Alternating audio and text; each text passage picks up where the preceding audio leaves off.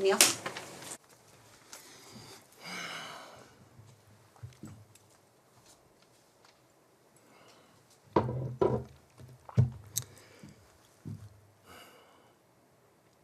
Hi, my name is Neil Scheard.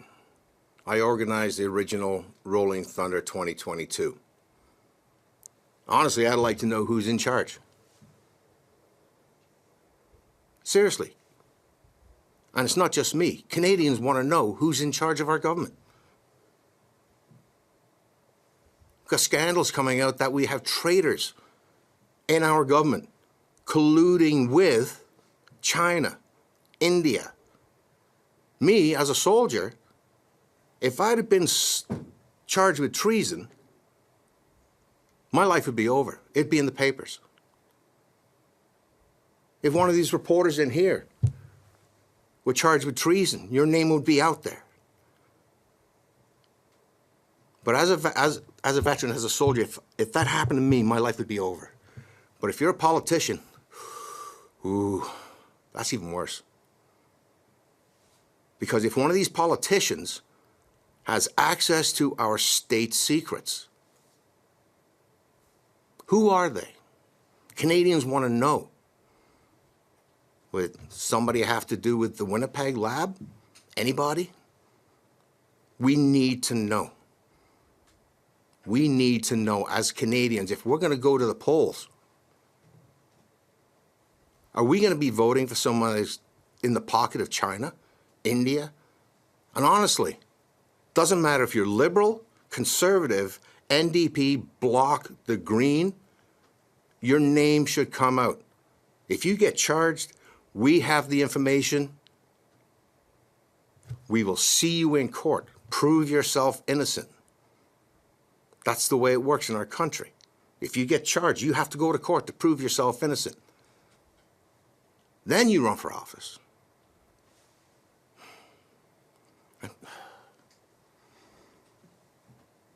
As you can see, I don't have a speech. This comes off the top of my head. This all comes from the heart. And who else runs our country? 2017, Klaus Schwab said he has penetrated our cabinet with more than 50% of the cabinet are young global leaders.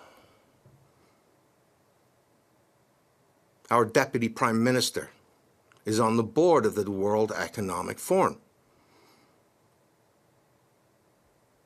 She is also very, very good friends with George Soros.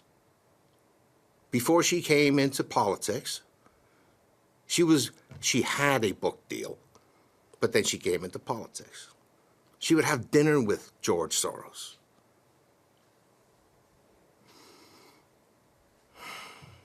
Who's running our country?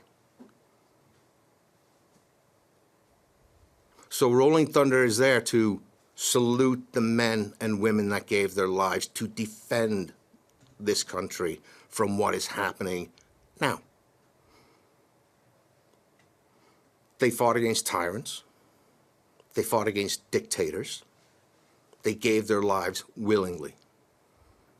And that's why we're going back into that monument.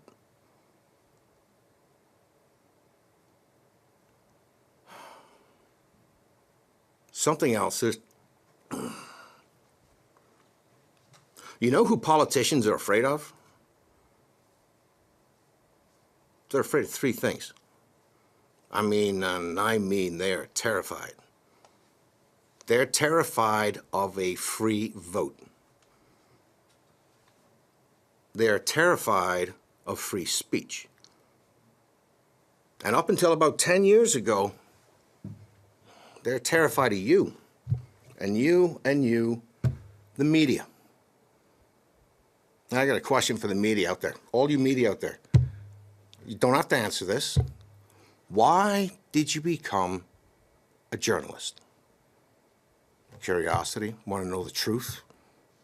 Because I remember back in the day, up about 10 years ago, if you have a problem with, say, a business or a politician or the law or something you couldn't figure out for yourself, the last resort was, I'm going to the press because you guys were the ones that would find the truth. Politicians aren't afraid of you anymore. And it's not just Canada. They're not afraid of the press anymore. Pretty much, that's all I got to say. But remember one thing, folks. God loves every single one of you. And he has a plan for every single one of you. You'll find it. It'll be there. And if you don't believe in God, you'll be judged. Thank you very much. Neil Scheard.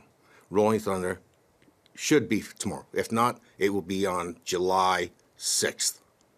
Thank you very much. Okay, so broader movement. Yep. Okay.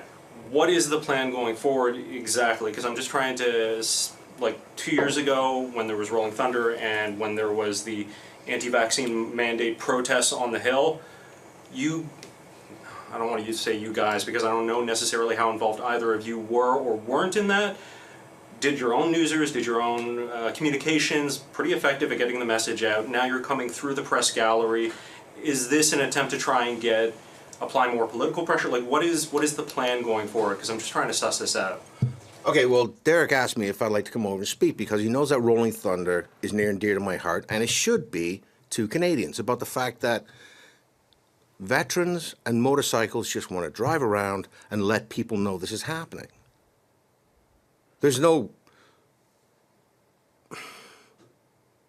That rant I went on about the government, right? That's why we have 5024. But from now on, okay, Rolling Thunder is supposed to come in from Antrim, come up. I was supposed to go around the monument, or we were supposed to go, but we turn at Albert, rev our bikes, salute that monument, get back on the 417, out of town, go to a barbecue. That's it. Every single year from now on. That's what it's supposed to be. Have you ever heard of Rolling Thunder in the United States where they leave D.C.? They go by they're in Washington, D.C.? Heard about that? I have not. Okay, you might want to look it up. And what it is, it's veterans and patriots who support their veterans that have died. Big monster rally. Thousands and thousands and thousands of bikes showed up. And I would like to see something like that in our country.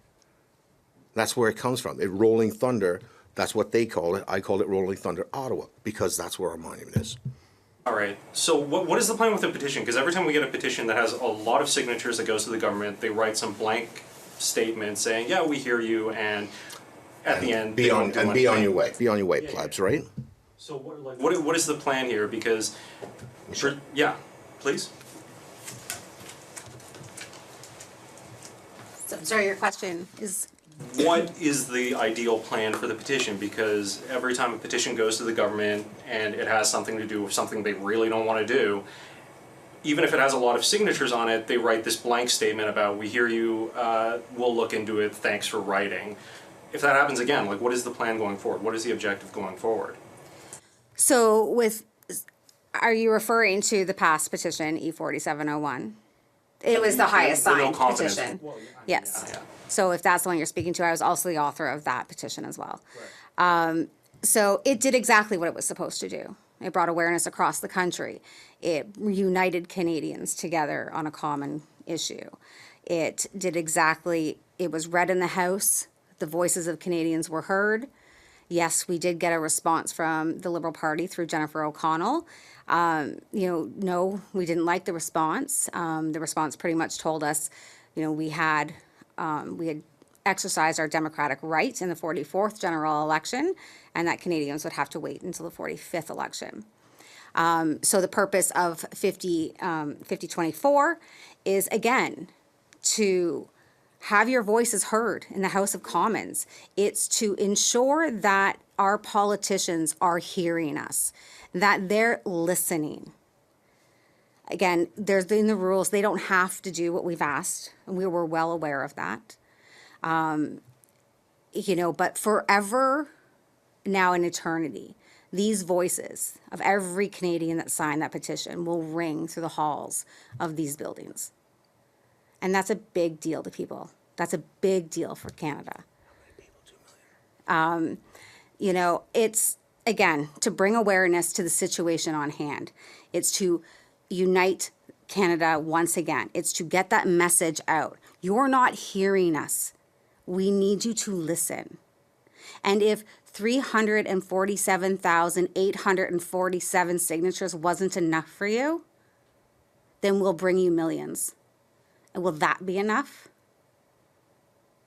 If they can move our election a week later, they sure as heck can move it a week forward. We've never, ever moved our election for this recognition day, ever, in 44 elections. Why now? Well, we know why. 80 plus MPs are about to lose their pensions. And I don't know about any of you, but the reality of real life is if I do a bad job, if I don't do my job correctly, and I get fired, I don't get the perks of that company. So if they're concerned about losing their riding, then maybe they should have been concerned about what their constituents were asking of them. Then maybe they should have done their job. You got another? Or? Okay.